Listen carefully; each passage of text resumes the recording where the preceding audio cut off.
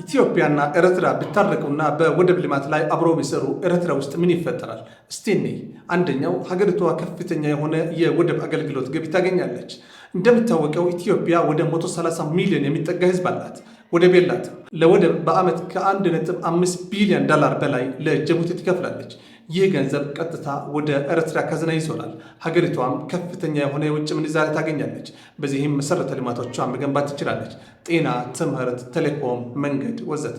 ሁለተኛው ከፍተኛ የሆነ የስራ ዕድል ይፈጠራል። ወደቦቹ በሙሉ አቅማቸው ስራ መስራት ሲጀምሩ በሎጂስቲክስ፣ በትራንስፖርት፣ በጉምሩክ ዘርፍ በሺዎች የሚቆጠሩ ኤርትራውያን ስራ ያገኛሉ።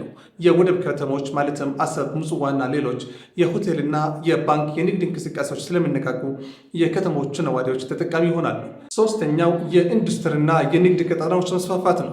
ኤርትራ በወደቦቹ አቅራቢያ ነፃ የንግድ ቀጠናዎችን በመገንባት የውጭ ኩባንያዎች መጥተው ፋብሪካ እንዲከፍቱና ምርታቸውን ለኢትዮጵያና ለዓለም ገበያ እንዲያቀርቡ ማበረታታት ትችላለች። ይህም ሀገሪቷ የንግድና የኢንዱስትሪ ማዕከል ያደርጋታል። አራተኛው የምግብ ዋስትናና የንግድ ትስስር ነው።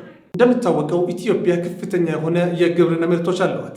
ከኢትዮጵያ የሚገቡ የግብርና ምርቶችና የኢንዱስትሪ ግብዓቶች በኤርትራ ገበያ ላይ በሰፊውና በዝቅተኛ ዋጋ እንዲገኙ ያደርጋል።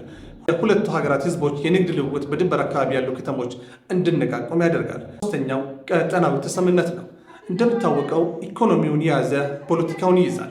ኤርትራ የአፍሪካ ቀንድ የንግድ መተላለፊያ በመሆኗ በዓለም አቀፍ ፖለቲካና ኢኮኖሚ ውስጥ ያላት ተሰሚነትና ክብደት በከፍተኛ ሁኔታ ይጨምራል። በአጭሩ ሁለት ሀገራት ተስማምተው እርቅ አውርደው በወደብ ልማት ላይ ተባብረው ከሰሩ ኤርትራ ከአፍሪካ ሀያላን ሀገራት አንዷ ትሆናለች።